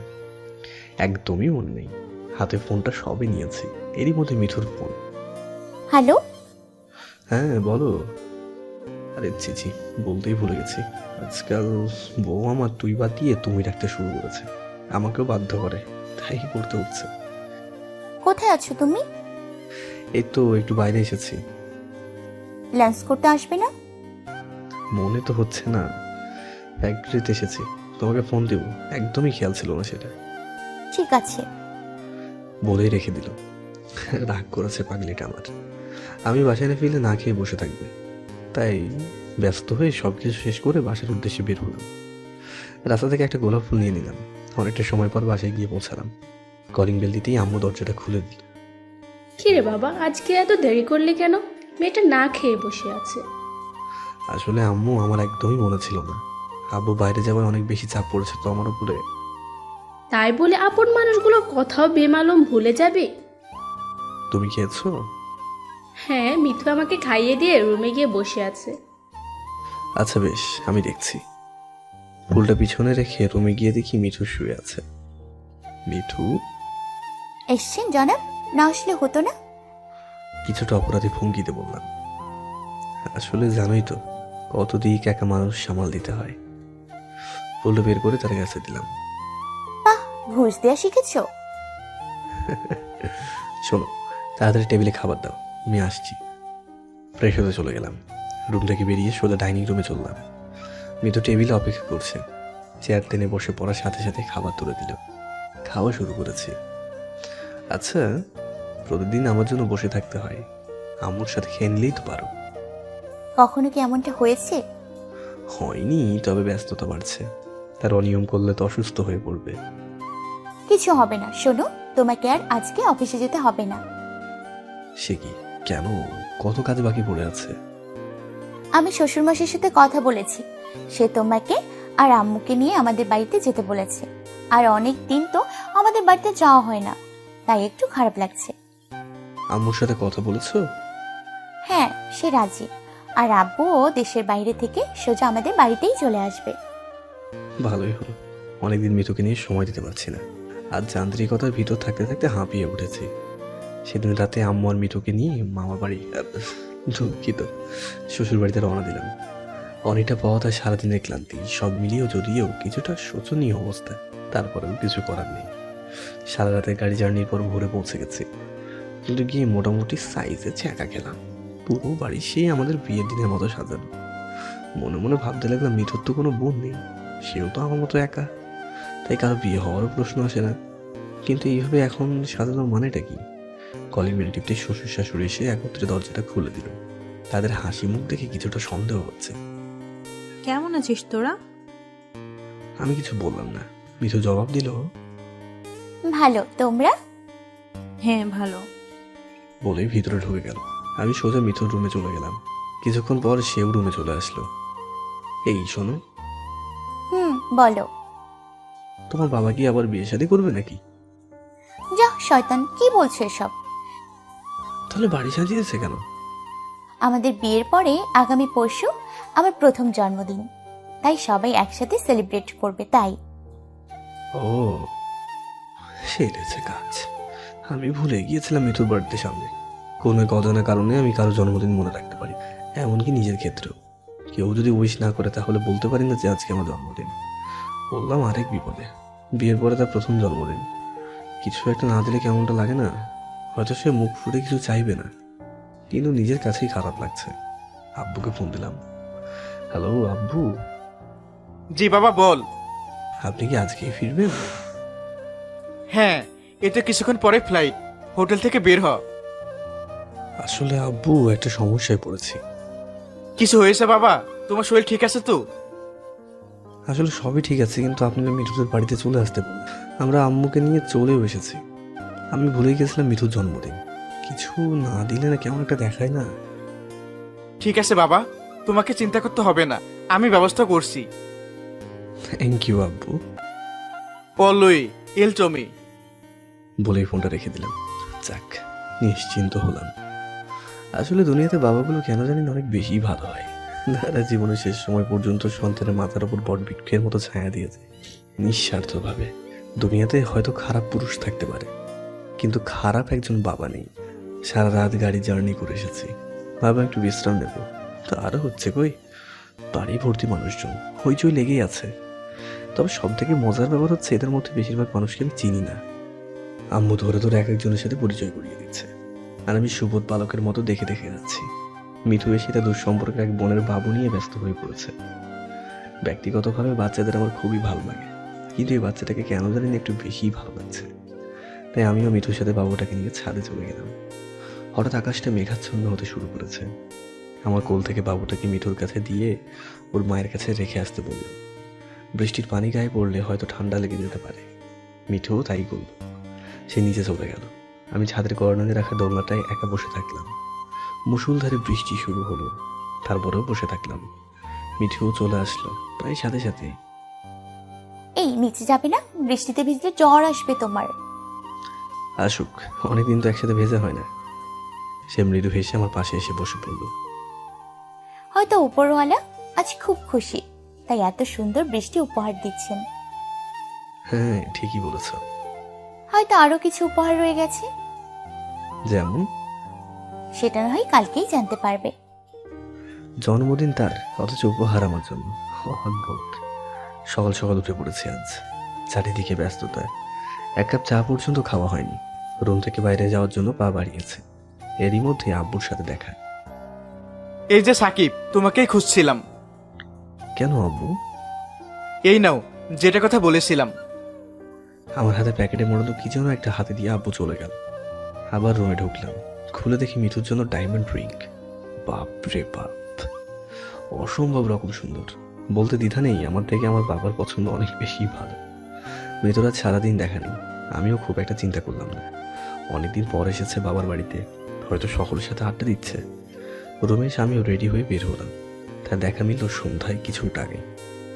একেবারে পরীর মতো লাগছে তাকে। নীল রঙের শাড়িতে তাকে অসম্ভব রকমের সুন্দরী মনে হচ্ছে। দু চোখের পাশের কাজল দেওয়াতে চোখের গভীরতা কয়েক হাজার গুণ বেড়ে গিয়েছে। মনে হয় সে গভীরতা মাপতে গেলে আমি অতলে হারিয়ে যাব। ডাক পড়লো, তাই দুজন একত্রে গেলাম। কেকটাও কাটলাম। ফর্মালিটি শেষ করে তার হাতের রিংটা পরিয়ে দিলাম। অনেক বেশি অবাক হয়েছে পাগলিটা। অবিশ্বাসের ভঙ্গিতে তাকিয়ে আছে আমার দিকে। মৃদু একটা হাসিয়ে দিলাম। হুট করে সে কানের কাছে মুখ এনে বলল, তোমার উপহারটি শুনবে না? কি? তুমি বাবা হতে যাচ্ছ। বাড়িতে ফিরেছি, সব কিছু স্বাভাবিক হয়ে গেছে, কিন্তু দুর্ঘটনার পর একটা বেশি সতর্ক হয়েছে। পরিবার বলতে মা বাবার মিঠু। আমি চাই না এদের কেউ আমার জীবন থেকে খুব দ্রুত হারিয়ে যাক। ব্যস্ততা বাড়ছে, মিঠুকে পরিপূর্ণ সময় দিতে পারছি না। আম্মু তার দেখাশোনা করছে, তবু এখনো সে দুপুরের লাঞ্চ নিতে অফিসে চলে আসে। বারণ করেছে অনেকবার, কিন্তু কে শুনেছে কার কথা? অফিসের বাইরে থাকলে না ফেরা পর্যন্ত অপেক্ষা করে। আজকে সকাল 11টার দিকে কাজে বেরিয়েছি। গুরুত্বপূর্ণ মিটিংয়ে যেতে হবে। মিঠুকে ফোন দেওয়ার কথা একদমই খেয়াল ছিল না। মিটিংয়ের মাঝখানে একবার ফোন দিয়েছিল, অবশ্য ধরতে পারিনি। অফিসে ফিরে দেখি সে আমার কেবিনে বসে আছে। এসেছেন জনাব? তুমি অফিসে কেন? তোমাকে না বারণ করেছিলাম এখন বাড়ি থেকে কম বের হতে? কথা বলে পেট ভরবে নাকি লাঞ্চ করতে হবে? ফ্রেশ হয়ে এসে বসলাম। মিঠু, তোমার ভালোর জন্য বলছি, প্লিজ একটু কম বের হবে বাড়ি থেকে। তুমি এখন একা না, বুঝলে? তুমিও শুরু করলে? আচ্ছা শোনো, আজকে বিকেলে চেক আপ করতে যাবার কথা ছিল, আমার সাথে একটু যেতে পারবে? আচ্ছা ঠিক আছে। অফিস থেকে সোজা ডাক্তারের চেম্বারে চলে গেলাম। কয়েকটা টেস্ট দিয়ে সেগুলো করতে বললো। কিছুক্ষণ অপেক্ষা করতে হলো। টেস্টগুলো শেষ করে তাকে নিয়ে বাড়িতে ফিরলাম। রিপোর্ট পরের দিন দেবে, তাই কাল আবার যেতে হবে। রাতের খাবার সবাই একসাথে খেতে বসেছি। আব্বু বলল, সাকিব, তোমার কাল থেকে অফিসে যেতে হবে না, ওই দিকটা আমি সামলে নিব। তুমি মিথিলাকে আর তোমার মাকে সময় দিবে। ঠিক আছে। তারপর টুকটাক কথা বলে মিঠুকে নিয়ে রুমে চলে গেলাম। সারাদিন পরে বিছানায় গায়ে এলিয়ে দেওয়ার সাথে সাথে ঘুমটা চলে আসলো। মিঠুর কথায় আবারও জেগে উঠলাম। এই শোনো না, বলো। তোমাকে খুব চিন্তিত লাগছে, কারণটা কি জানতে পারি? কোথাও না তো। আমার কাছে লুকাবে তুমি? আরে পাগলি, কিচ্ছু হয়নি। আগামীকাল রিপোর্ট আসবে, সেজন্য একটু চিন্তা লাগছে। আচ্ছা ঘুমাও তাহলে, খুব ক্লান্ত নিশ্চয়ই। কিছু না বলে ঘুমিয়ে পড়লাম। মিঠুর ঘুমাতে অনেক বেশি কষ্ট হয় জানি। অনেক রাত চোখে ঘুম থাকা সত্ত্বেও ভোর হয়ে যায়। তবু আমাকে কখনো সাহস করে ডাকে না। কখনো ঘুম ভেঙে গেলে হয়তো দেখি সে পাশে বসে আছে। একমাত্র মেয়েরা জানে কলিজার টুকরো একজন সন্তান জন্ম দিতে কতটুকু কষ্ট করতে হয়। সকালে ঘুম থেকে উঠে সোজা আম্মু রুমে চলে গেলাম। মিঠু ঘুমোচ্ছে। রাতে হয়তো ভালোভাবে ঘুম হয়নি, তাই ডাকলাম না। আম্মু। হ্যাঁ বল বাবা, কি হয়েছে? আজকে আমি রান্না করব। পাগল হয়েছিস নাকি? একটুও না। ফ্রিজে কি মাংস আছে? হ্যাঁ, কেন? মিথিলের বিরিয়ানি খুব পছন্দ, সেটা রান্না করব ভাবছি। আচ্ছা ঠিক আছে। কি মনে করে যেন হাঁটতে বেরিয়ে পড়লাম। কিছুটা দূরে এসে আমার বাসার দিকে ফিরতে যাব, দেখি একটা বাচ্চা ছেলে বেলি ফুলের মালা নিয়ে মাত্র বের হয়েছে। আমাকে দেখে বলল, ভাইয়া ফুল নেবেন নি? নেন, আপার খুব পছন্দ হইব। বেলি ফুলের ঘ্রাণটা অসাধারণ, তাই নিয়ে নিলাম। রুমে এসে দেখি মিঠু শাওয়ার নিয়ে মাত্র বেরিয়েছে। চুল শুকিয়ে নিজেদের কোপা বেঁধে ফুলের মালা লাগিয়ে দিলাম। অসাধারণ লাগছে দেখতে। আমাকে কিচেন রুমে দেখে মিঠুর চোখ চড়ক গাছে উঠেছে। এই তুমি এখানে কেন? কেন আবার? রান্না করব। পাগল হয়েছো? একটুও না। আজকে দেখবে তোমার বর কত কিছু করতে জানে। থাক, দেখাতে হবে না, এখনই বের হও এখান থেকে। তুমি আম্মুর কাছে যাও, কি জন্য যেন ডেকেছিল। আসলে মিথ্যে কথা বললাম। আম্মু একবারেও ডাকেনি। এখানে থাকলে সে আমাকে রান্না করতে দিত না। সব সময় সে আমার জন্য করেছে। এখন না হয় তার জন্য কিছু করার সময় এসেছে। আব্বু আজকে লাঞ্চ করতে বাসায় ফিরেছে। একত্রে টেবিলে বসেছি, খেতে শুরু করেছি সবাই। আব্বু বলল, সাকিবের আম্মু, আজকে রান্নাটা অন্যরকম লাগছে। রাঁধুনি কি চেঞ্জ হয়েছে নাকি? মিথিলা হাসতে হাসতে জবাব দিল, বাবা আজকে আপনার ছেলে রান্না করেছে। আব্বু অবিশ্বাসের চোখে আমার দিকে তাকিয়ে আছে। একটু পরে আম্মু আব্বু দুজনে মিঠুর সাথে হাসিতে চোখ দিল। আমি বললাম, রান্না কি ভালো হয়নি? অসাধারণ হয়েছে।